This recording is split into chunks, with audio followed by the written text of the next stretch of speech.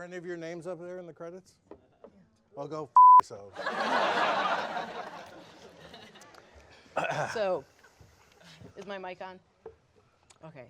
If you enjoyed that film, Did you enjoy it? You'd be honest.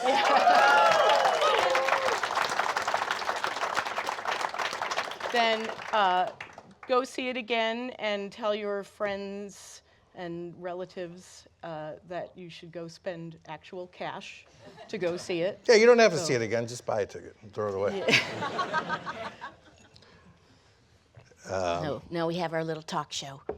Yeah, the talk show. How many times have you? I asked the director to send me some facts. Some Because notes? we don't know anything. Because you don't know anything about animation. He says the cameras are Canon 7Ds with Nikon lenses. We have those. We use them because stop motion, I know that, We call it stop mo in the business. uses still images 24 per second, like I'm a idiot, to create the illusion of movement. Seriously? Can I, wait, give me that. Hold on, let me text him. I'll give it to you in a second. Okay. Each image has a 5K resolution. And I say thanks. 5K. Wow. Yeah. Is that like kilometers or what? Okay. 13 to 15 animators, 18 stages, 2 seconds per animator per day. More complicated scenes, 9 frames a day. Sex scene took 6 months. I thought it was 3 months. It takes me like 3 seconds to have sex. Michael is 12 inches. 1/6 scale, same as Barbie. Oh, Barbie. 20 Michaels, 13 Lisas, 100 Lisas, 100 world characters, 150 brow pieces. You saw where it's separated. Whoops. I just wanted you to hear the jingling. 150 mouthpieces, millions of possible combinations. Wow. I didn't even know that. I didn't know any of this. The eyes were very important to making the characters feel alive. This is supposed to be conversational. They always have to have an eye light made from a tiny bulb everywhere they look. Each iris is hand painted, and I say thanks. So apart from that, if you have any questions about alcoholism or just being a schlub. I thought one of the interesting things about the process was that because we 3D printed the face plates. So when you do stop motion, there's a couple traditional techniques. One is you can do sticker mouths, where you're swapping out each phoneme. Is that what they're called? Like when the different shapes of your mouth, making each vowel sound. That's like the moral oral way. The stickers, you've seen those in sort of like Fast kids and shows cheap. and stuff. And then there's kind of like Mary Shelley's Frankenhole. That was hinged jaws. Hinged jaws going up and down. For this, we did something that's sort of fundamentally the same as the sticker technique, only incredibly complex, which is that we took a 3D printer and printed up every conceivable mouth shape on that bottom faceplate. And so there's these drawers of like a plastic tool chest that you would have like screws or bolts in, like compartmentalized into like hundreds of little cells. And each of them had a little tiny mouth in it. And PAs would have to arrange an animator for a scene would have a rack of these mouths and each down in front of them. meant a certain like sound that came so that while they moved the bodies around, they knew that that each mouth was like numbered, and that they would just take that mouth and put it on at a specific frame. Are most of you animation students? All right, then. Many of them Shut up! We have a 3D printer. But I don't know I don't know if that's it's been. working. I don't know that that's. It has been done, like Coraline has done it. Oh, okay, that's how Coraline did it. Yes, but Coraline cleaned it. They cleaned it up and they sanded everything. Yeah, and they made it look pretty, and they made it look like look like computer animation. And here they just sort of was like, it's a puppet. It's like they just left it, and you can see all the little resolution lines from the 3D printer. Yeah, I'm really happy with that decision. You're not as happy with it. So talk about that. Well, I disagree with it creatively, but it saved us $1 million. Charlie watched some test footage with the lines in there, And he liked it. he was like, "I love it. It's about the human condition." I'm like, all right. Expressing the human condition is $1 million less. Having your face fall off in a hotel room is To all tell you about the truth, just for the sake of the no one. I mean, my opinion doesn't matter creatively on this picture. I was not creatively my tastes were not imposed, but I looked at the for me as a guy who's like pretty face blind by default, like I don't even. The idea that everyone's faces are the same is kind of lost on me for a longer period of time. The film's not for you, yeah. and in fact, like in real life, I go by eyebrows and glasses and goatees and height. Yeah, and you thought they were all wearing glasses. Well, it's every time somebody turns their head a certain way, the light will catch the crack, and it'll. Yeah. So my facial recognition chip is like firing. Yeah. For the whole thing. Did anybody else feel that way too? Yeah, you felt, yeah. Oh, well, everyone. did you have questions or any hesitation about the fact that it was animated to begin with? Well, yes, absolutely. I had questions about the fact that we were doing it visually because this is one of the greatest, truly hands down. Part of the origin of this project was me and Dino going to UCLA and seeing. Charlie was taking part in this thing with the Coen brothers doing the theater, the Human Ear, what it was called. Yeah, the theater of the New Ear. This was it was a radio play, and it was performed on stage with Tom Noonan, Jennifer Jason Leigh, David Thewlis. Yeah. They were sitting on stools with a Foley artist off to the side. It was. And that's beautiful. That's what Charlie does. He uses the medium that he's going to present the material in. He makes the frame part of the painting. That's what he always does. If he's writing about writing, then he's writing about writing about writing about writing. Exactly. And so he's writing about identity. And so he's using the fact that it's only 3 actors on stools and a Foley artist to make something, to express something that for 6,000 years we've been trying to express. Mm-hmm. Which is basically kind of the crass description of it is you kind of get tired of people after you them. Yeah.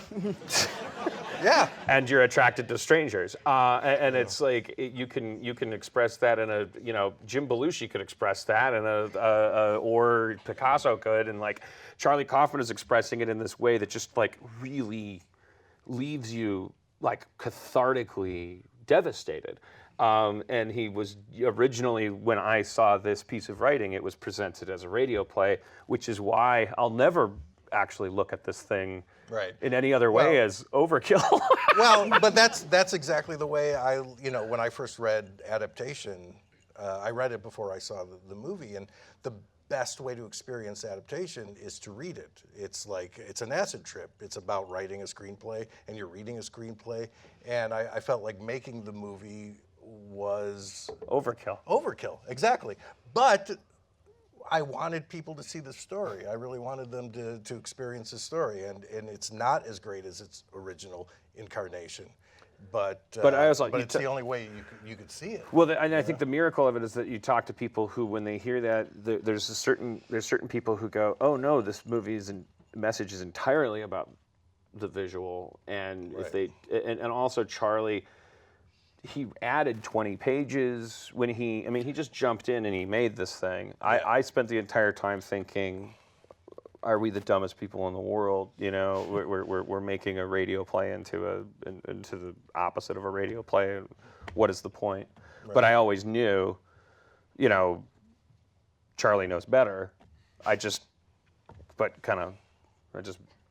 hid in a cabinet and waited for it to be over. Yeah, I mean, I don't think you're wrong. I just think it was the only way we could get this amount of people to experience this story. I was bugging him for years just to read the script, and he never gave it to me. And finally, I opened up a studio. I had to open up a studio to read that script again.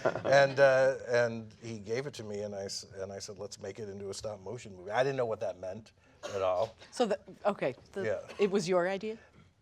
Yeah, only that that means nothing. Okay. You know, because they figured it out. They figured out how to make it a stop motion movie. You know, I just knew, like, it's about voices, and there's voices in stop motion movies. And just animate to the voices. You know, no, I just left everything up to the creators. You know. So. There you have it. I mean, aren't we glad we saw it? Yeah. I think I won this conversation, Dan. No, I know. I really should stop trying to convince It's people about it's a bad identity, film. but or use a different medium to stop doing this whistle you're really stop tour. selling it. Yeah, it's. I mean, well, yeah. Duke Johnson is. He's. Brilliant. He's brilliant. Yeah. He's a director, but he's brilliant. He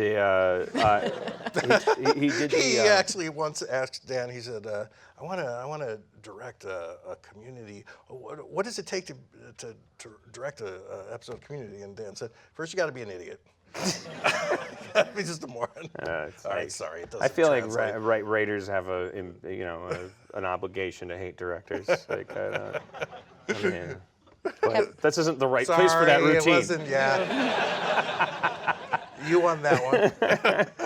I like to write. I write like I'm gonna publish a book of director jokes by writers. Like, what do you get when you cross a director with your script, half your script? Sounds about right. But no, Duke's one of the good ones. He did the Community Christmas episode. If you guys are familiar with that, the stop motion one. That's how we built the studio. Yeah, That's how we yeah. had a building in place to go about this. Yeah. What else is there? What else is going on? Looks like that Rubio's up to his old tricks. How about that guy? Yeah, we really don't have anything else to say about this movie. Well, I'm kind of curious. I mean, the thing that I'm actually curious creatively about is, so I don't know how many of you saw the trailer before you saw it, but I actually panicked when I saw the trailer because it does such a successful job of promising you. A feel-good story. Yeah, it really looks. I mean, it's saying things that aren't. It really makes it look like it's a story about. He hugs his kid in the trailer. Yeah. But I'm also curious. Like, I don't know how cynical cynical folks think the movie is. You know, like I've never really talked to anybody really on that level. Like, when you walk out of this movie, do you believe in love, or are you kind of like mowed over? Yeah. Should we sit there and have them come? Yeah. in? Which is I mean, I would like to know too, and I have another question, but let's ask that question. Well, here's let's ask people questions. My thought about I the main character was not that it was it was about identity, but also just this idea that he's in this really boring line of work Right. where he just kind of spews platitudes all the time, and that people have all started to look the same and sound the same, and it's just more about being driven insane by mediocrity and by sameness. Yeah, but the interesting thing though is that Charlie, who is a screenwriter, he chooses to give this guy an occupation that it's his own fault. You know, he's not a greeter at Walmart. This guy has an interesting job to the extent that he needs it to be interesting. In fact, his very purpose is to romanticize mediocrity. His job is to stand in front of people, and we see him in the midst of a nervous breakdown, his nightmare/fantasy of, if he wanted to, because he has that power as I do now, I could go crazy and start saying crazy garbage, and all of a sudden life's an adventure. So it's Why don't we try that it's now? sort of his fault. I mean, he's the bricklayer of that prison. I mean, he's not a guy without agency. He is. He has a life a lot of people would dream of. He's flying around. Like, if you view it from a different angle, he's George Clooney in Up in the Air. He has the same job.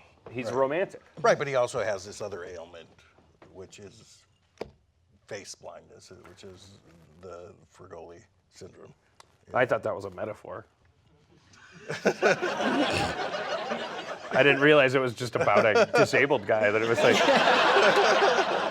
now I feel terrible for him. Does he know he's married? Yeah, I mean, I look at it like, I come away with a very cynical feeling because I look at the guy and I go like, well, he has a family at home. Right. He's an adulterer. Like it's like, it kind of like, it's sort of like, it's not, to me, it's not like watching Cinderella or Peter Pan or something. It's more of a cautionary tale. Right. Well, I don't think I mean, in some way, I don't think he's the main character. I think Lisa is. Right. You know. And that's why, which is interesting because she's such a beautiful creature, or is she? And she's like, we're left with an image of her gaining freedom and evolving in a way. She got eaten out by a dude in a hotel room. She's Prometheus. For her, it was important that happened, and that he also turned out to be a pig. Yeah. And of course, you're right. The Fergoli thing is a metaphor. I'm drunk.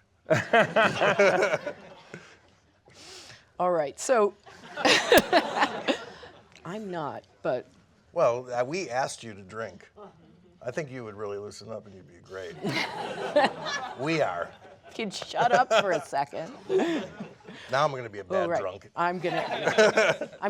No, Dino, I'm going to ask you about your work and about Moral Oral, and because I forgot to mention it earlier, so I'm sorry. I thought you did mention it. No, you did. Did I? Yeah. I thought you said I. No, you just no. No one.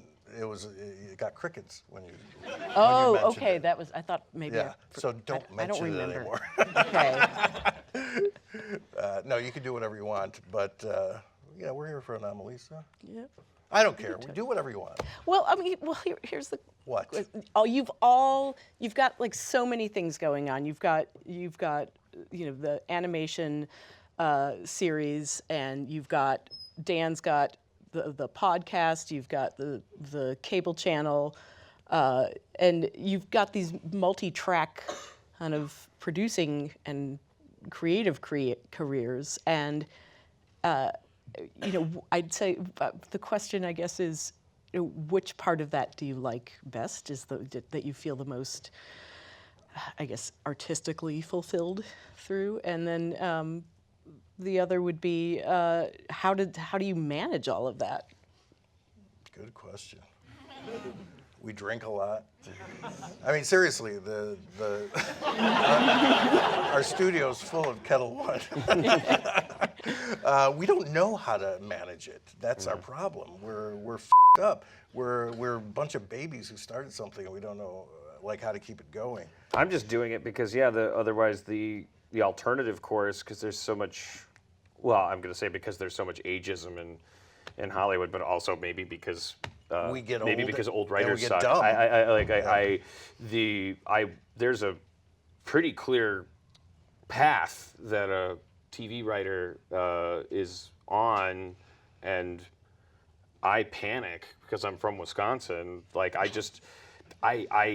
can see the future where I'm coming up on that age where I just start working on a Nickelodeon show, and then I'm just on my pension, and then I'm done. And I not only do I just have this Wisconsin kind of like I have to be able to pay for my medical bills kind of like paranoia, but more importantly, psychologically, I have to be around creativity, and 25-year-old writers are funnier, smarter, faster, get up earlier, stay up later.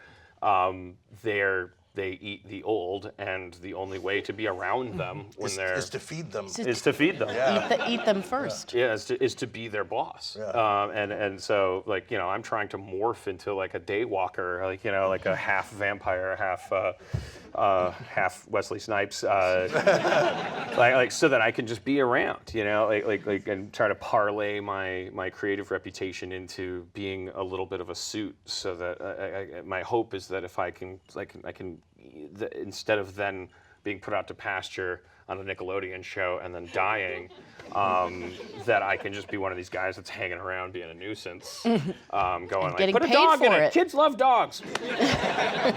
Because I just like being around it. I like, and to answer the first part of the question, the most creatively satisfying thing for me turned out to be collaboration, turned out to be, actually, it's why I kind of stumbled into television and still haven't really gone back to features, because even though I went from Milwaukee to LA to write movies, the thing that hooked me in and changed my life was television. Ironically, because of the weird Henry Ford principle that the industry forced upon us, the television industry represents a sort of battlefield where the writer was defeated in a certain sense by capitalism. But the weird thing is that resulted in the writer's room, and resulted in writers having to morph into this weird new species where we sit in a room 10 at a time, and we talk to each other about something that's supposed to be like pooping or jerking off. It's supposed to be private. It's supposed to be cloying and precious and encrusted and gross and long and boring and dusty. And Are we still talking about writing? Yes. and they made us make it fluorescent lit and 9 to 5 and 10 at a time. And something beautiful came out of that I've experienced, which is just shit. I could have spent my whole life taking myself too seriously in the craft of writing. The idea of combining that with the thing that you ignore when you do that, which is family, talking to other people, hanging out. The idea of writing in front of people, the idea of demystifying the craft, the idea of throwing a script up on a giant 80-inch screen and typing as fast as you can while other people watch you write. It's as freeing as like a nudist camp or something. It's like, you're not supposed to be doing this. You're not supposed to be doing it with other people. And that has been my most fulfilling creative experience, is working in a TV writer's room. So yeah, moral oral. There you go. Well, okay. So, was that process in Moral Oral when you were writing those episodes, or No, it was like, completely different. I mean, I didn't collaborate. That was kind of just your baby to begin with, and Yeah, Oral I mean, ends up. there were moments where I would bring other people in and and talk about things, but that was I mean that show was mostly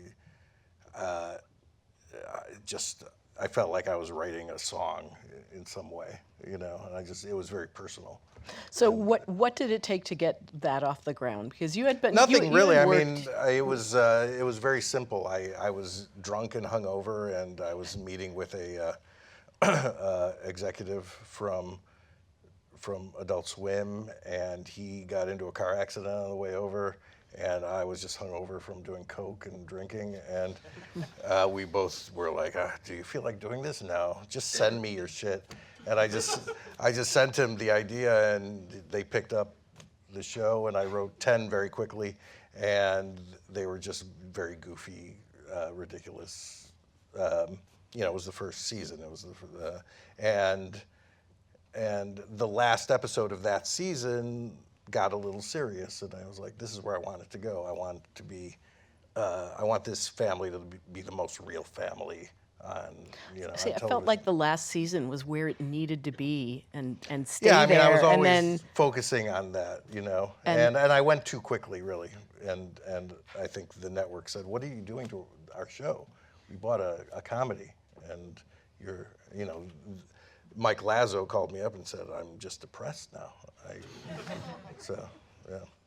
I don't know. I think I felt like that's where the show reached its pinnacle, and yet it was still funny. I mean, Yeah, I don't Mom think it is could have visiting gone. the hardware store Yeah, for toys. yeah, it couldn't have gone much further after that, So I think he canceled it at a good time. Mm-hmm. I probably would have it up at some point. All right. So Dan's depressed. Dan's the talk. What? About Moral Oral. It's so sad. Yeah. I really have to watch this show. Yeah, I know. I want to watch Community. It sounds like something similar happened to, Yeah. Like, I also started treating it like a drama over time, and because I started believing the characters were real and started working for them instead of. Yeah, and it's true. I haven't watched an episode of Community. People would come up and tell me what Starburns said. And I was like, I don't remember that. And it was like, well, it was in his will. I'm like, oh, I didn't. It wasn't in that. Why would I wasn't in read that scene. Starburns' will? Yeah, it wasn't in there. I didn't have to memorize that. What a dumb name for a studio. I know after that movie, Starburns Industries. People call it Sunburns and Starbright, and like it's not. Our two partners came up with that to kiss our asses because it was his character and I played him. And Yeah. they're like, yeah, well, yeah, we'll call it that. Should have just called it Four Dumbasses. four dumb. Does anybody have any questions for two dumbasses? We could do that. We could. Oh, I don't know. You can keep talking if you want. I don't want to. I don't. Where's the? Can we send one of the can we get 30 people that are learning We how, went to, how to do stuff? Is one of them taking a master's class in getting the Kettle One and the ice? We were here like an hour earlier because we had to go through rehearsal for this. And it was like at one point they said, "Okay, the credits are going to roll, and we're gonna bring the seats up. Watch how we do They this." showed us how they were going to put the seats, and everybody, and the whole production is a class. It's a class, and then everybody said like, "I'm Maggie. I'm on the floor team. And I'm Kyle. I'll be moving the chair." There were literally as many people as you are. Everybody here is in the class. Yeah, but they all probably hate all the gonna be black leotard people, right? Because there must have been some kind of. You guys must be the people that were like not allowed to wear the headsets, and you're like, so are we gonna passing grade if we go watch the movie and listen to this shit? But Rebecca gets to move the chair. Everyone was very nice. We've plied you with Doritos. Oh and no, you Kettle guys are One, great. so- You guys are great. We just thought it was funny. It was cute. I was amazed. I've never been shown how the chairs are going to be moved before. I felt pressured to be like, Yeah, way to go! perfect. Or I actually felt a little pressured to like be dissatisfied. Yeah, give notes. Yeah. It's like, yeah, really? You're going to do it like that? Fine. On the day, though. What's your name, Rebecca? You've got moxie. Hold on to that. LA chair moving needs more Chicago style. Don't let anybody change you. Yeah. Now, is there anyone who is trained to get ice? Yeah. Or- I was just going to ask if we had any ice. There you go. Yeah. All right. So when I was born in 1973. Here he goes! I'm a Capricorn. So's Jesus. Here we go. So's Jim Carrey. And we both are totally anti-vax.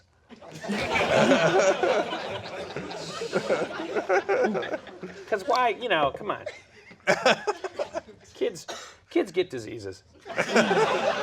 And weather changes. It'll Come toughen on, him it up was a little. cold yesterday, it'll be warm tomorrow. Yeah. What does that mean?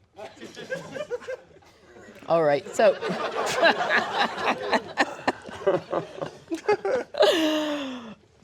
so this is where I get to ask you about all your other ventures, Dan. Oh, good. I could get to take a shit. Yeah, go. Be gone. Talk a little bit about. Well, first of all, I had asked you earlier if you had been on the.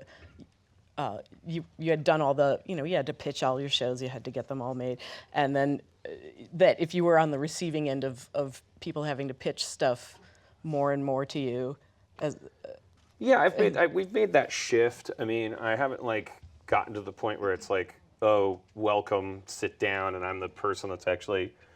I don't know. It's more. The lines are more blurred. It's like, oh, these young writers, they have an idea and they're at the same agency that I am and I have a studio and let's just meet and talk about some stuff. Mm-hmm. It's not all the way to the point of where I'm literally kind of in the role of the suit as the person than I would used to pitch to. But yeah, I mean, I'm multitasking now and like hearing projects and trying to use my reputation for perfectionism and anxiety and things to like, you know, as a way of getting enough projects going at the same time that the statistical probability of one of them becoming something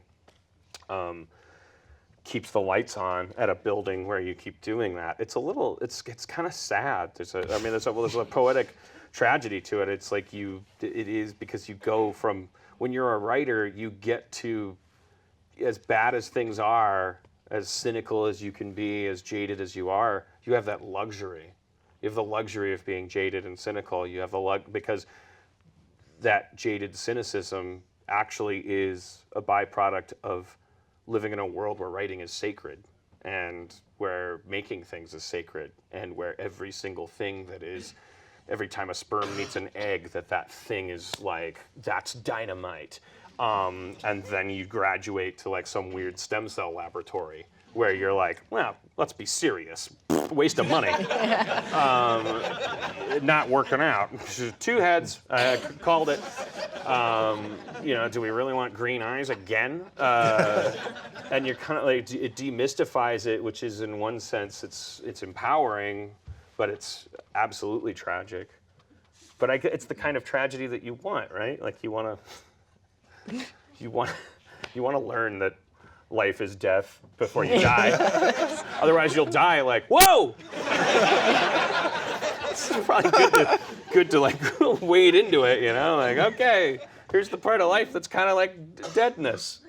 And then when death comes, it's like, I'm death, and you're like, I know, have some chips. I've been waiting for you. I mean, that's just typical of the writing process, in that you have to, you know, or any kind of art making process where you start 20 projects and, you know, hopefully you'll get one really good one out of them, and it's like you needed to go through the 20 really shitty projects just to get to the one little gem in there. Yes, I mean, it is a macrocosm of, if you are a writer and you take writing very Don't steal all seriously, the ice. you do. Oh, any more in there?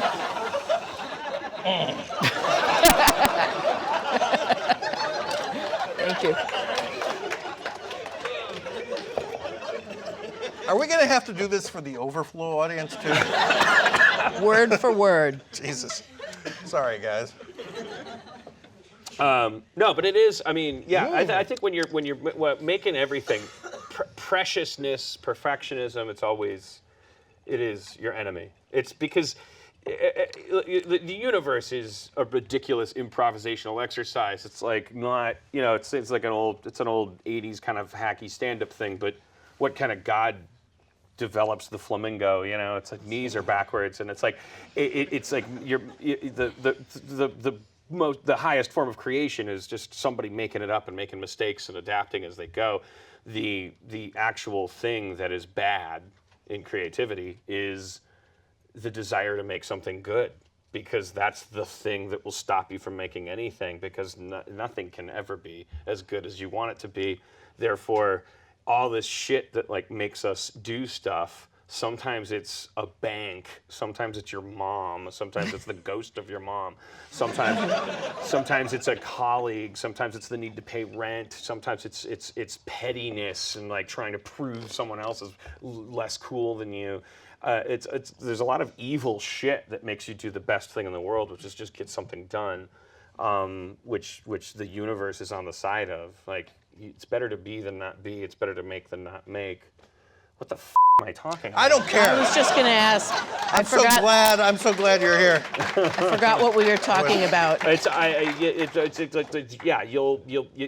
You start in a dorm room going like, I'm gonna write the greatest fucking thing in the world, but I'll never finish it, and I can't even start it because it's gonna be so fucking good. And every movie I go to is terrible because I would have written it better, or if it's or I should have written that, and blah blah blah. And it's like you live in this little bubble of like, I haven't done anything yet, and so the stakes are so much higher. And then you slowly breach this world where the sausage is being made nearer and nearer you, but the beauty of that is that you get shit done. How long did it take you to learn that?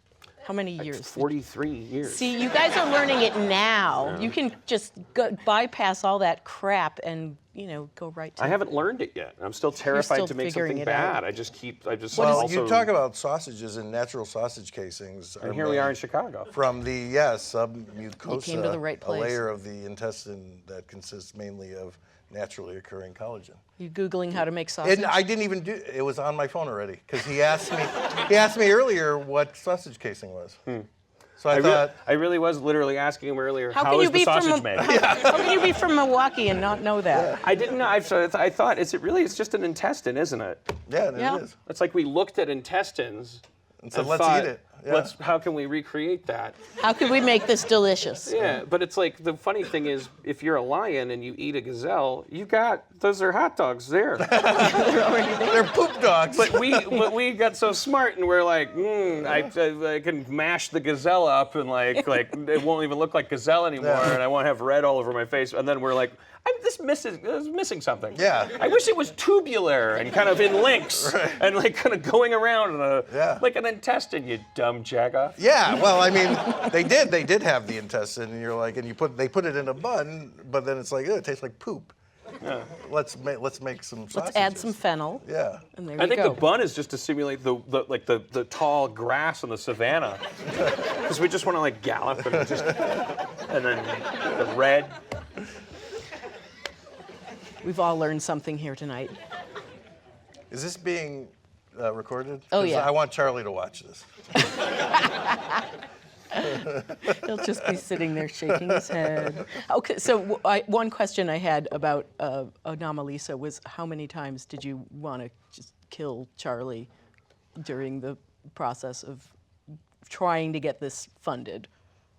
Oh, not at all. I mean, good. Yeah. I've wanted to kill him since then, but that's more personal.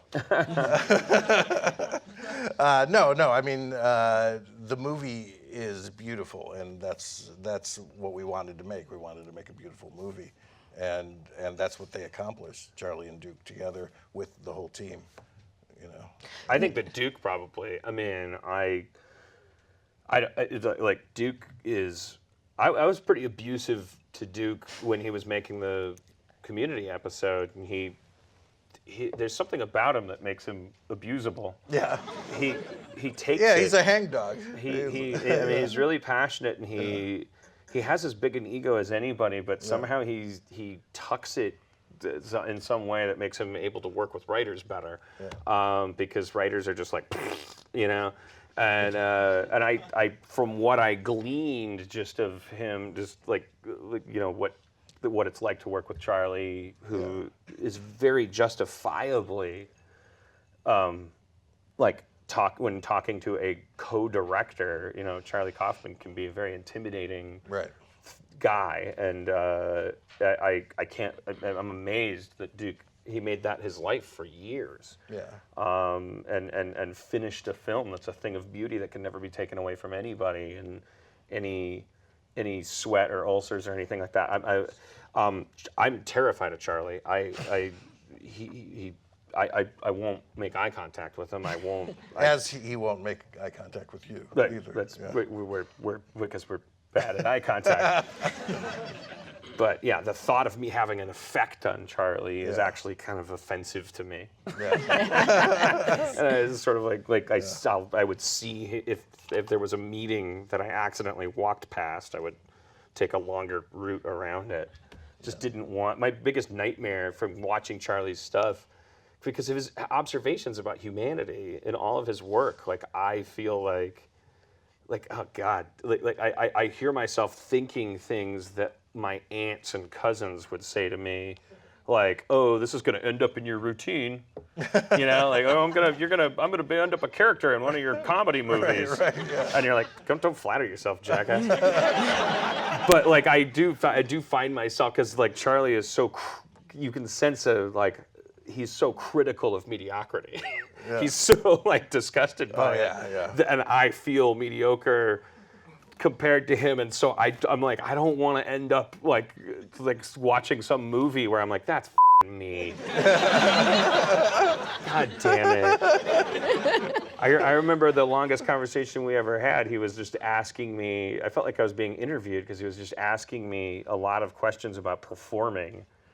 Because he was going like, do you feel the need to perform?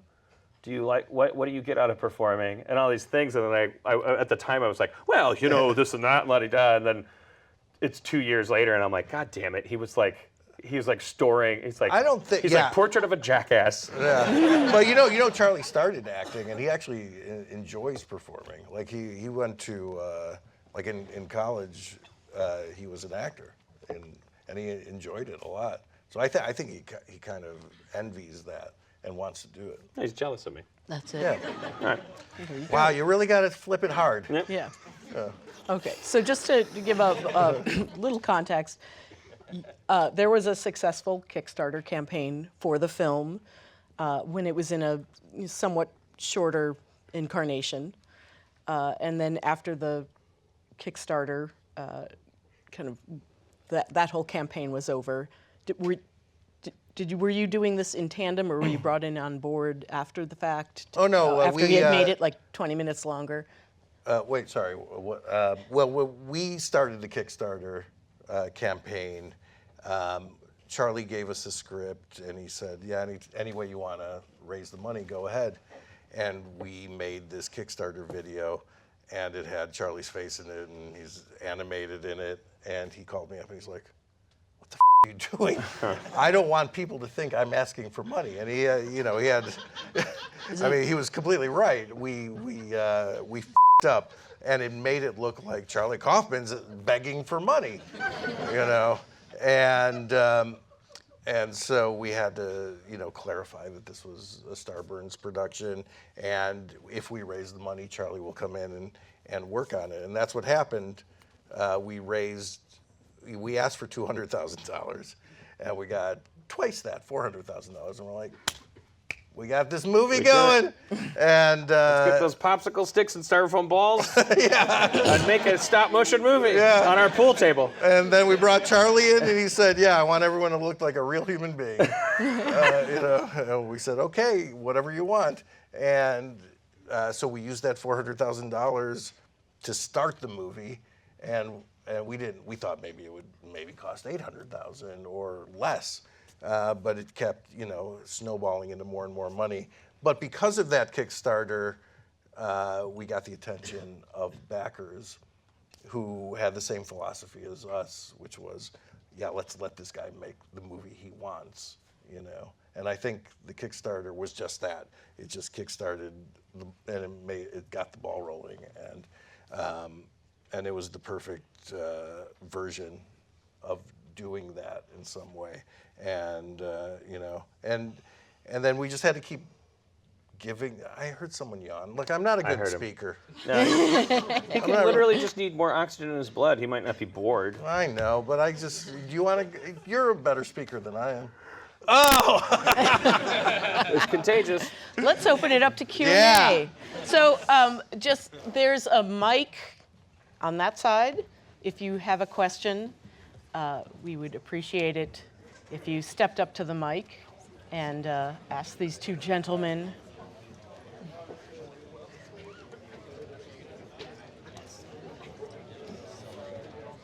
Hey, Hector. Hi. How's it going? Oh.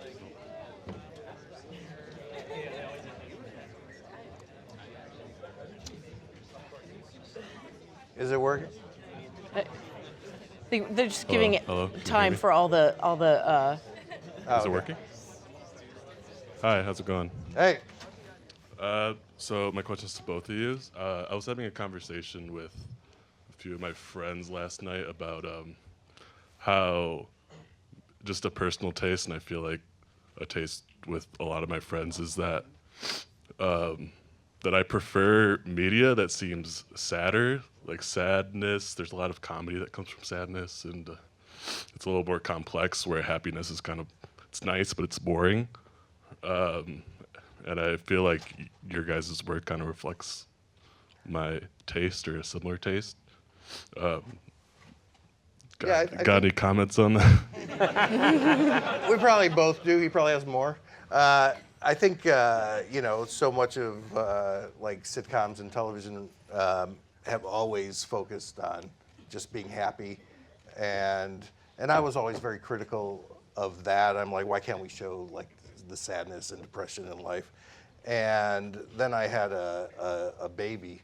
My wife and I had a kid, and I got into Friends really hard. I'm like, they're so happy and they don't say much and just let them go. And and I realized most human beings, they come home from a hard day's work and life is hard, and they like we as artists and writers and students, and we want to explore emotions, but most people don't. Life is hard, and they don't want that kind of thing being reflected back at them, I feel. Like Sullivan's Travels. You guys have watched Sullivan's Travels, and maybe in class that seems like maybe it would be required viewing. But yeah, he's like Sullivan is like this guy that's like, he's a rich guy. Exactly, He's gonna make the ultimate movie. Yeah, there's that scene where he's like, the irony is that he, as in a Michael Crichton movie, his attempt to live real life actually does like funnel him down into, he's homeless and he's a criminal and he ends up in prison, and then he's part of a chain gang, and they take the chain gang to see a cartoon in a movie theater, and everyone's laughing at this stupid cartoon, and Sullivan, this pretentious artist, is going like, oh shit, that's right. I think that's how I feel about Big Bang Theory. It's like it's like, oh shit, it's not even an upper class lower class thing. It's like some of us are like, we're drawn to media, and so we want to ask. I'm just going to end up repeating what he said, so I won't. Yeah, it just seems like there's a population of people that just want to turn off and watch Friends or Big Bang Theory, and then there's another set of people that want to watch the stuff that's a little more depressing and it's like a primary function and find it cathartic, whereas somebody else would just write it off as media depressing. Is like an appliance. I mean, it was easier to say that when it was an actual TV in your living room. It was easier to compare it to a refrigerator and a toaster. I always said if you could talk to a toaster, you would find the conversation bent toward how cold bread is. and if you talk to a refrigerator, you would find that you came away from the conversation with the refrigerator just in general about how warm everything is, because the refrigerator wants to make itself useful. And when you talk to a television, you find yourself thinking your neighbors are racist, and you find yourself thinking there are a million pedophiles down the block from you, and you find yourself basically thinking a bunch of things that make you want to watch more TV. Right. You want to, first and foremost, media's job is to pacify. It's to stick a tit in your mouth and to like squeeze and make you stay there and stay nourished and stay. And it's a beautiful, beautiful thing when we can sneak vitamins into that milk. Yeah. It's even a beautiful thing when we can change the milk out for acid, like have the baby go. And yeah, exactly. Grow your own tits.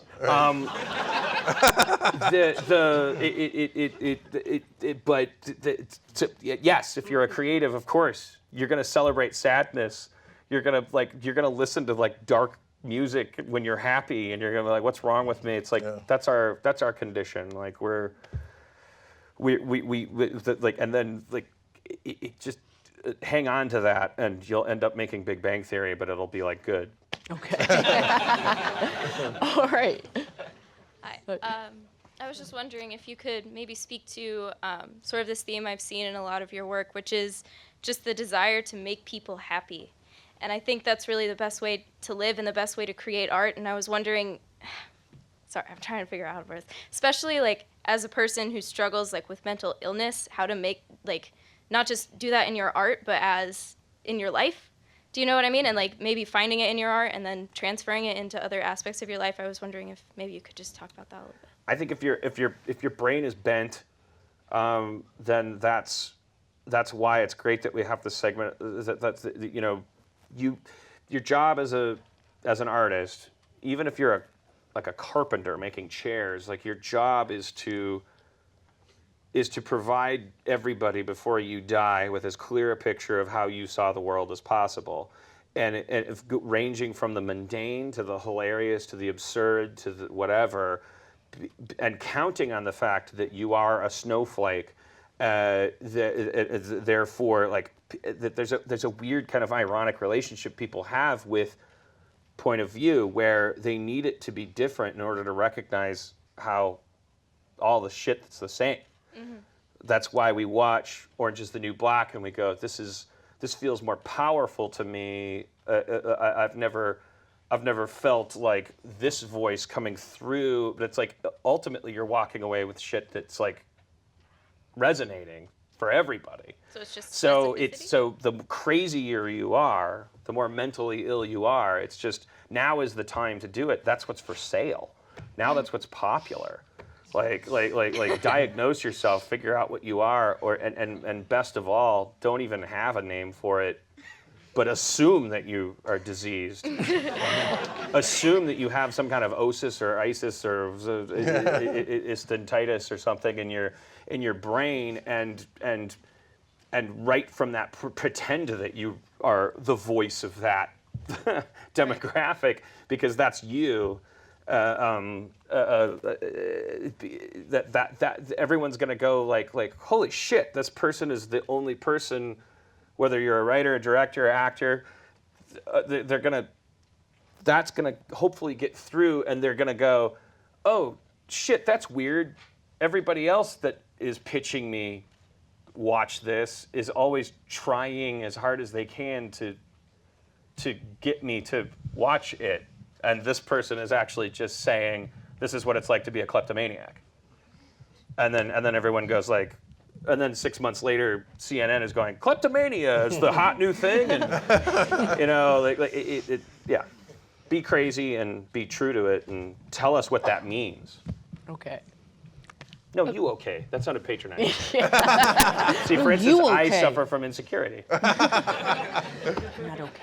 Okay, not to bring up Anomalisa again or anything, but That's what this is. Yeah, I'm curious on your perspective of whether or not you think Michael's perception of everyone being the same is more of like an emotional understanding of people, or if it's the result of, it's like a causation of how he interacts with people. Right. Like, well, yeah. Is he actually? Is he causing the situation? Right. Because he chose a job where he puts on a sport jacket and he stays in hotel rooms for a living. Right. Like, he could have been a coal miner. That job's available. Well, yeah, that's an interesting question. I mean, would a coal miner have that same story? He wouldn't. No, he wouldn't, because people would be mining coal everywhere, exactly. And he'd be like, I know that's Frankie and that's Tony. Yeah, exactly. And that's LaShonda. I don't mean to be exclusionary. No, I feel like, depression is almost a luxury that we have now, and it wasn't really as prevalent when your only goal was to stay alive and keep your children alive, and now we have a lot of time to stop and think, and I think what you got to. Go ahead. No, yeah. You were out. That's what I'm saying. Yeah. I ran out of words. I think it's an important question. Like, walk away asking that question. Take another Michael question. Just an upper class twit who's like bored, and it's like his own fault. Right, which we all have become in some way. Right. I had another specific question, more about the dream sequence in Anomalisa. Mm-hmm. The character's face falls off at one point, showing the skeleton of the puppet. What was what did you think of what that meant in the movie? Uh-oh. I think he was asking you. We didn't write it, and it wasn't in the original story. We could only speculate, and I guess that's what you're asking, what my speculation is. I mean, to me, it was that we're all sort of these we're all puppets. We're all I don't know. I mean, it's gonna sound like bullshit. Yeah, I don't know. Yeah. I mean, yeah. I didn't write it. I think it was a literal falling apart and a metaphorical falling apart, but also just the fact that he's, everyone's walking around with this mask on. Everyone's walking around with this. Yeah, I don't know. I mean, I feel like, and suddenly he's losing his grip. I just feel like I watch a movie like that or experience a story like that, and I connect with it, and I don't intellectualize it, and I get a certain feeling from it. And I know that might sound like a cop-out, but it's how I go through life. I think, I'm more instinctual. Even in my writing, I don't know like what I'm writing when I'm writing it, and everyone will have an angle on, and an interpretation of what I wrote, and I'll say, oh yeah, I guess that's what I was thinking, Dan, on the other hand, I think he intellectualizes a lot, and I don't know. I mean, I'm just speculating with you. My first thought when I saw the lines visible on all the replacement faces was, if one of those faces doesn't fall off, I'm going to be pissed, because you're already setting it up for this, notion of, we put this on and we go out and this is what we present to the public. So it was a hacky choice. So, yeah, there we go. It was predictable. Yeah, I know. But it's interesting you say that, because it makes me realize, I think actually at the moment when, I think you start making stuff just for the fun of it, and it is that moment where you start to ask yourself as an artist, what's my point? Or you get all excited, and you're like, yeah, this is about my situation is in my situation, and that actually is, that's sort of like, it's after the first kiss in a relationship. Yeah. It's like it goes downhill from there, because you're all of a sudden you're taking control with your ego. And you shouldn't be. Like, in an act of creativity, you shouldn't be. Well, I don't know if there is a should or shouldn't. I mean, certainly you've had way more success than I have. But I've always made it very difficult along the way, because I keep going like, wait, this is about mental illness. This is about, I always slow everything down at that point.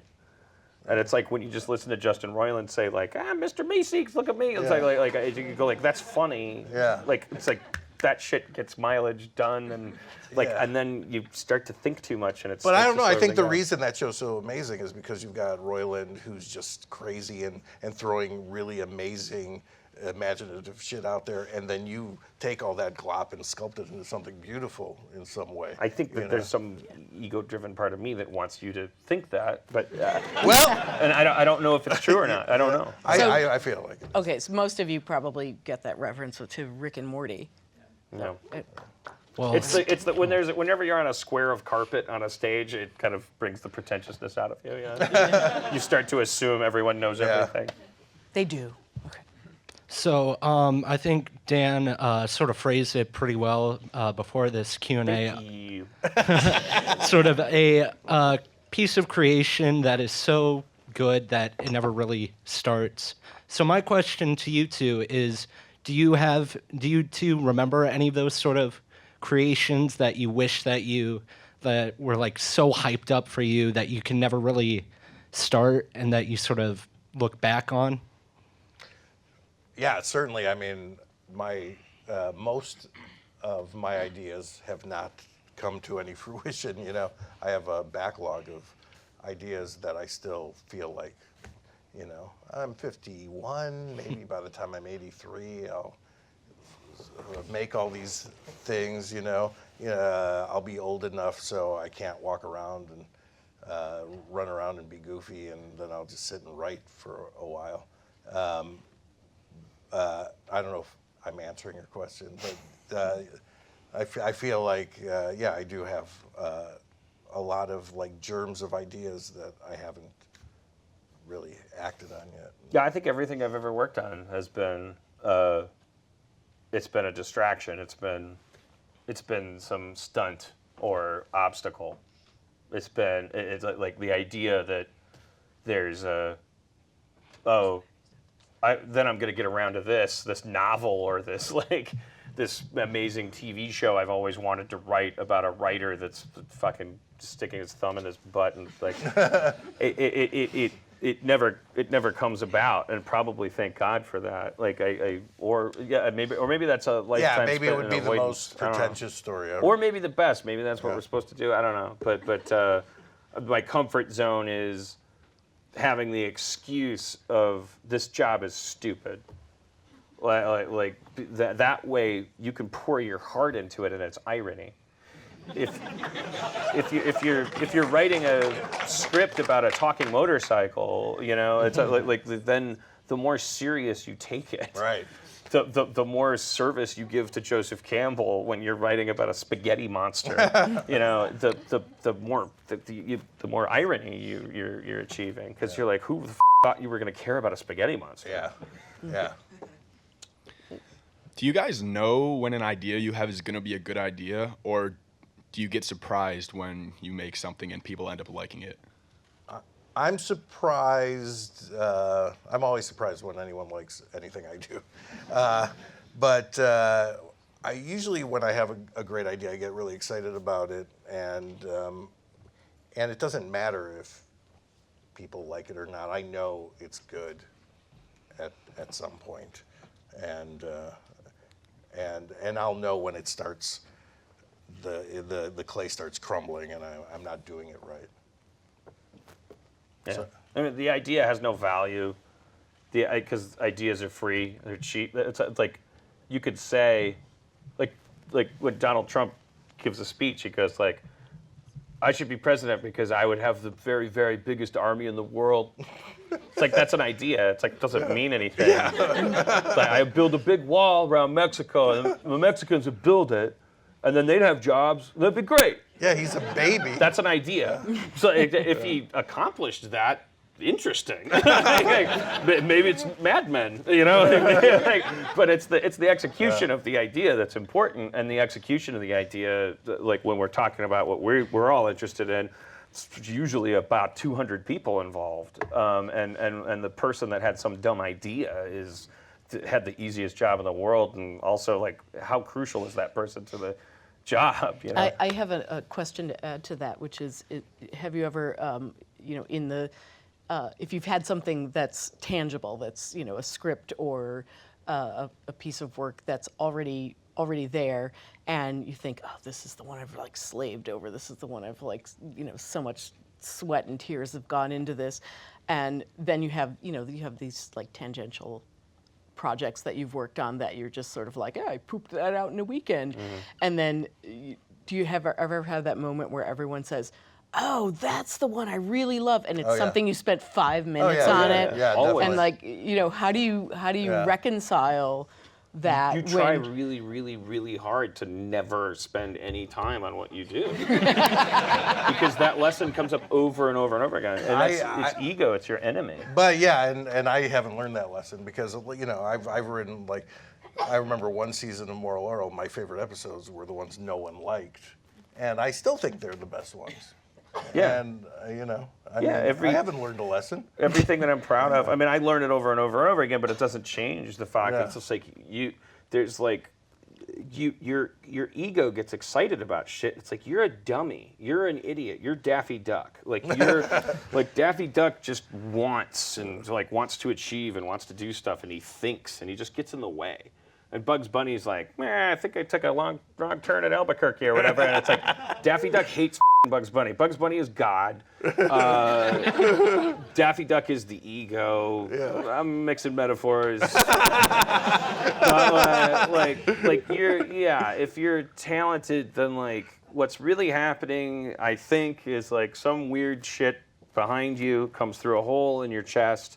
And the wider and rounder the hole is, which you can achieve through alcohol, and it just shoots through, like it's gonna pick up this ancillary flavor around the rim, all your f***upness, and then people are like, I like that. I like it's Mad Men season 3. I like that. but it's like really your job is to stay clear and get out of the way. And you can see over and over and over again when the Wachowski brothers write the first Matrix movie, they openly say, we don't know what we're doing. We just like Jackie Chan movies. We like Star Wars. We thought we'd mix it in a big salad bowl. We don't know what the we're doing. And they make The Matrix, and it makes everybody so satisfied. And then you go, okay, off to the races. Give us 2 more Matrix movies. How could they ever have succeeded? You know, the pressure upon them, like, oh no, okay, now we're geniuses. Now we have to actually think about what it means to make a Matrix movie. It doesn't mean anything. It means having fun. We see it play out over and over and over and over and over and over again. It's like the thing that we're enjoying is like 90%. It's you know, I don't want to offend the atheists in the room, but it's something else. It's something that's already there. Right. And then it's your shit tainting it is your style. But when you go like this is made by me, that blocks that hole and it starts squirting everywhere. It's all over the bathroom and it's like, this isn't art anymore. It's just gross. It's everywhere. All right. So there are so many characters that people relate to that, you know, you wouldn't intend for. Like Abed's, you know, crazy and is, you know, filled with all these ideas and references to things, but he's so relatable. How do you make characters that people really just latch on to like that?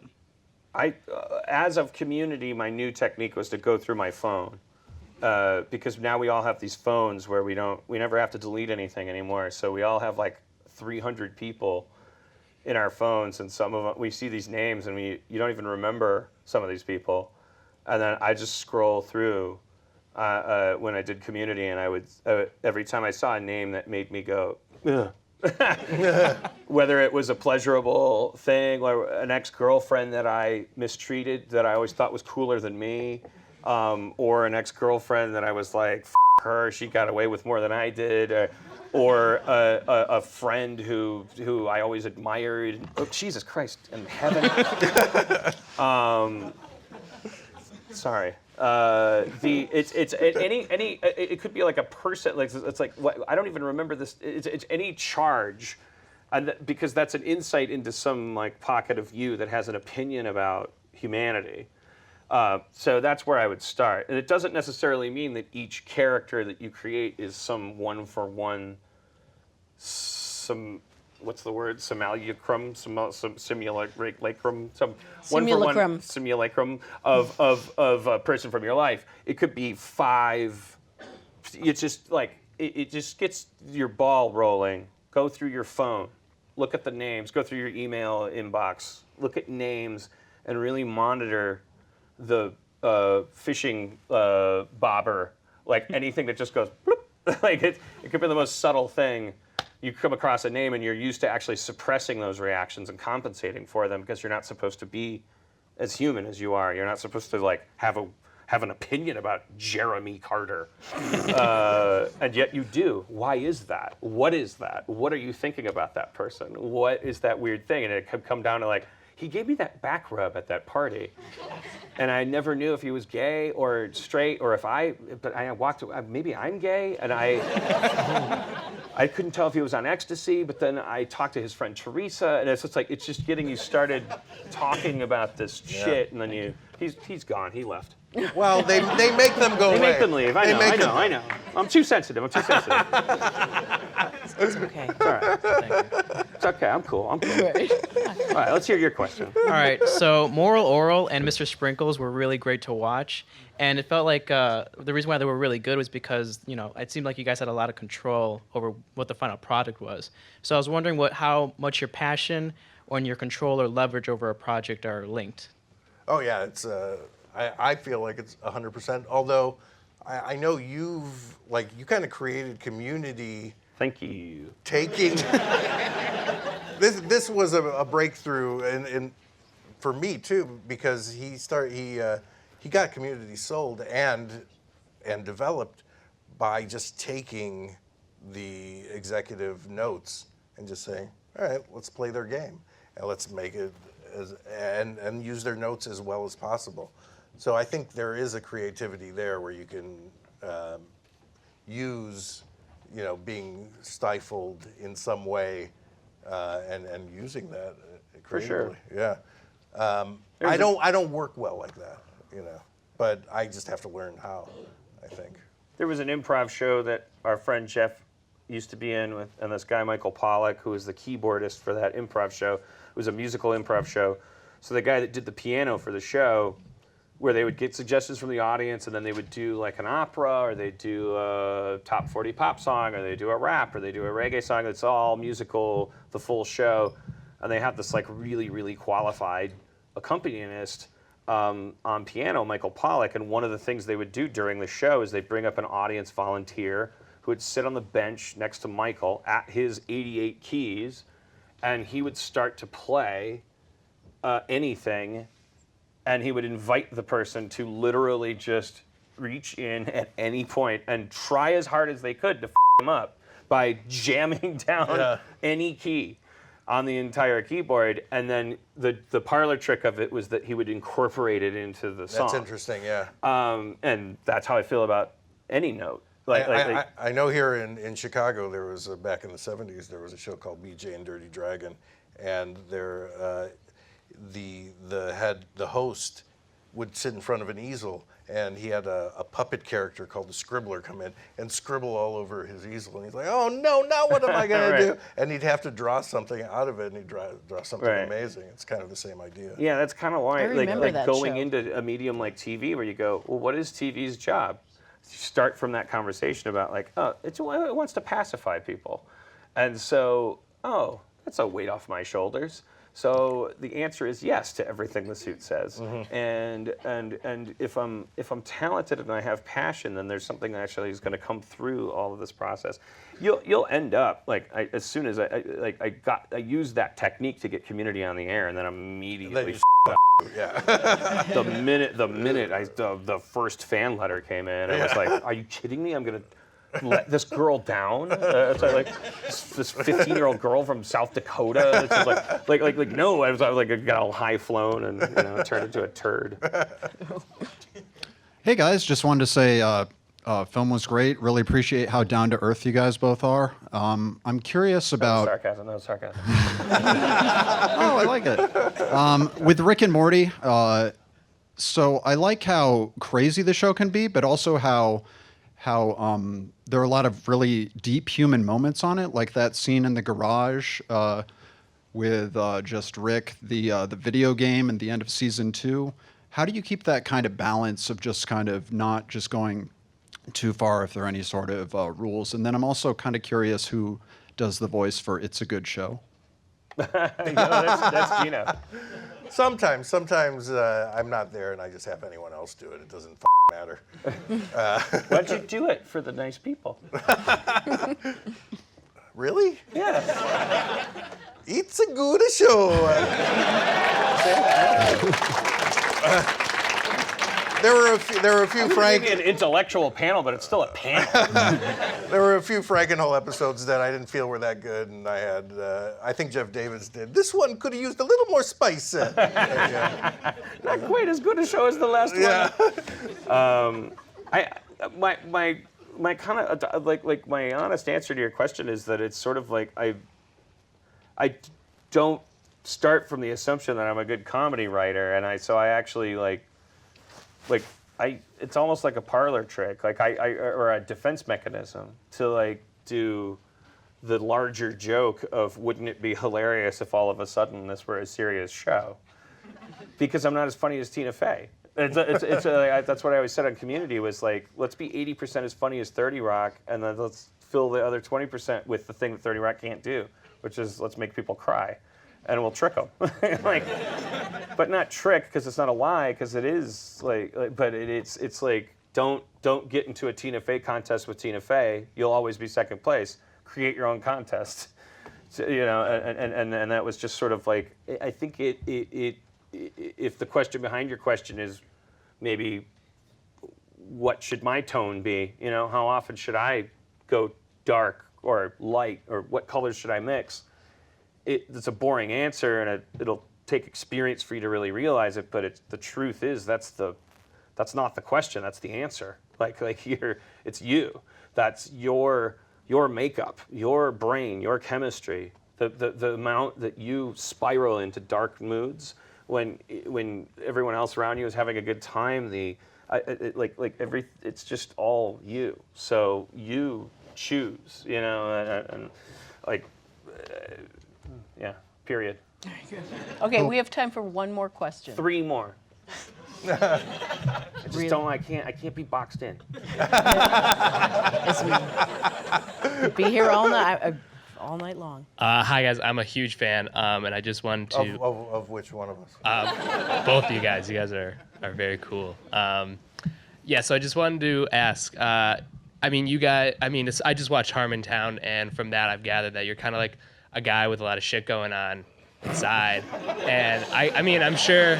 Otherwise, I would have been able to make the movie better. Exactly, that's what I'm saying, and I was very busy. I'm sure the same is true for you, Dino. But I'm wondering, but no, I'm not saying that's a bad thing. That can obviously contribute to your process, but and I'm sure that's been with you for a while, and it's a lot harder to deal with when you're younger, like when you're not as capable of dealing with it. So when you were younger. What was your philosophy through getting through whatever shit you had to still be a young creative person and make stuff? I know for me, I had no philosophy when I was young. I had energy, and I was hungry to create and couldn't stop. That certainly has tapered off for me now, and I don't think it's gone. I think it just comes in slower spurts. But yeah, back when I lived in Chicago back in the 80s, I just remember writing 10 songs a day and writing sketches and just doing anything, making videos and going out and doing anything. There was absolutely no philosophy in my head with all that.